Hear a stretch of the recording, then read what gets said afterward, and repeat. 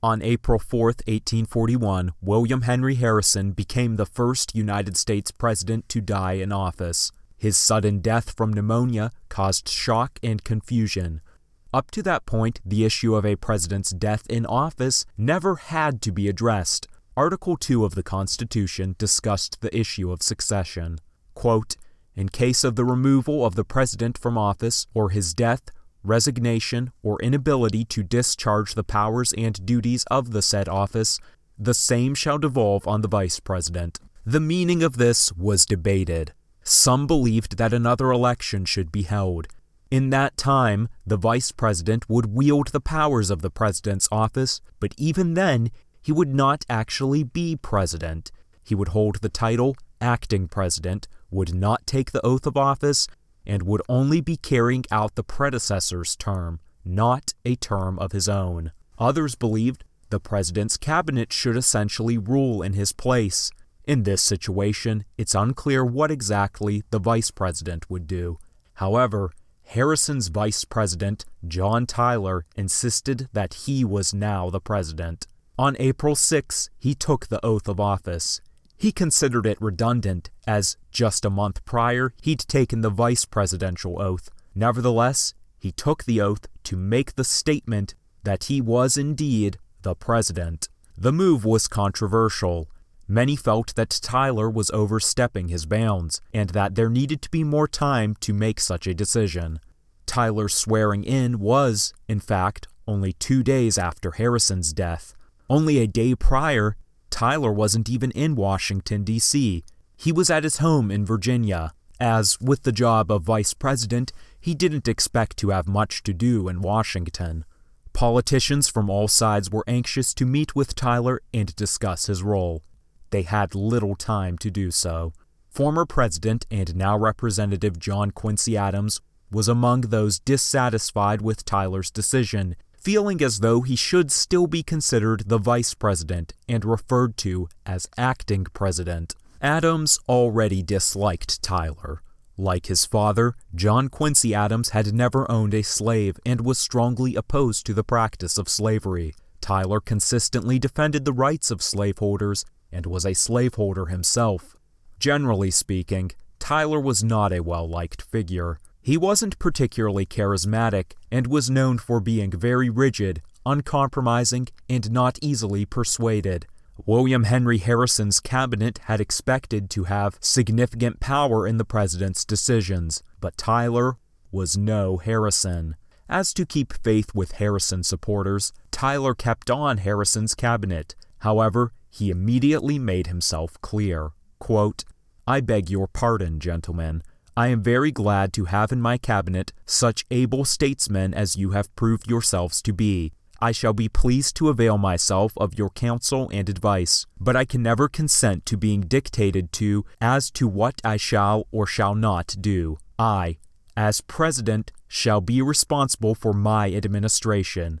I hope to have your hearty cooperation in carrying out its measures. So long as you see fit to do this, I shall be glad to have you with me. When you think otherwise, your resignations will be accepted." Senator Henry Clay's plans were also foiled. Expecting Harrison to be an incompetent and fumbling elderly president, Clay fully expected that he'd be pulling the strings. Though Harrison was president, Henry Clay was a much more influential figure within the Whig Party.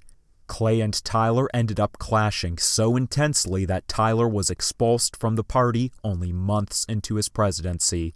Tyler was decisive in dealing with the suggestion that he was anything but the president. Had any letters addressed him as acting president or vice president, he would return them unopened. His opponents would never respect him as president, often referring to him as his accidency. However, Tyler's insistence meant that, perhaps not in word, but in action, they would have to acknowledge him as president. Only 5 years after Tyler's term, another vice president would ascend to the office. 12th President Zachary Taylor died from a stomach infection in 1850. Vice President Millard Fillmore came into the office with virtually no discussion of his legitimacy. John Tyler had successfully established precedent. His turbulent ascension, however, would also foreshadow the conflicts to come. While there would be no question of the new president's legitimacy, their new administration wouldn't be problem-free, as vice presidents are often purposefully picked because of the contrast with their running mate, whether in personality or policy, or both.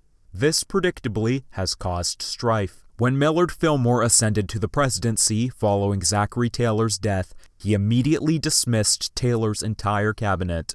While serving as vice president, Fillmore felt as though he were relegated to insignificance by Taylor's cabinet. Therefore, he held no affection for them. Americans expected Reconstruction to be handled by Abraham Lincoln, but he was killed only months into his second term. This meant that Vice President Andrew Johnson would take over the office for nearly a full term of his own.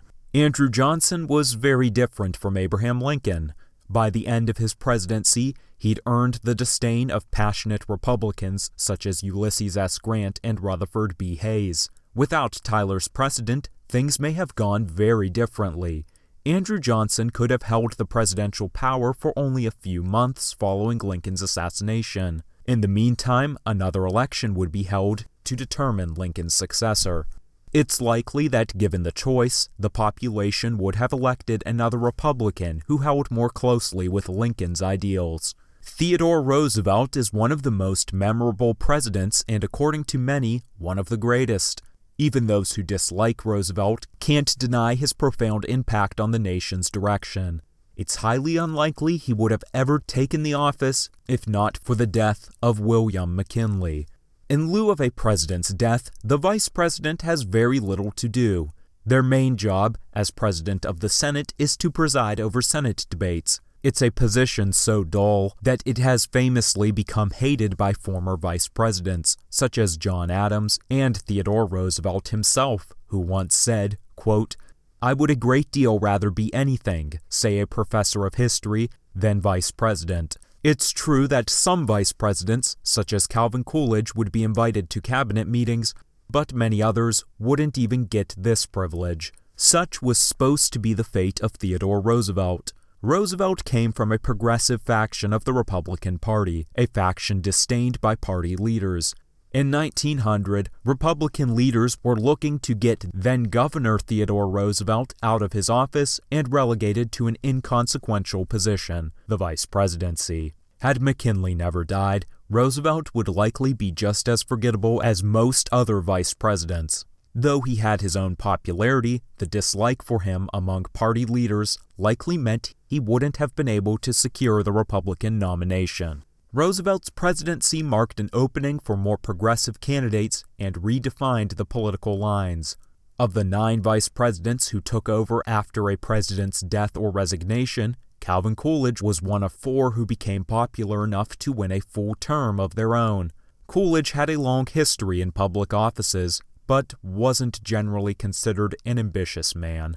If Warren G. Harding had never died in office, it's widely speculated Coolidge would have never become president, let alone run. In 1967, the tradition of the vice president assuming the office became law with the 25th Amendment to the Constitution.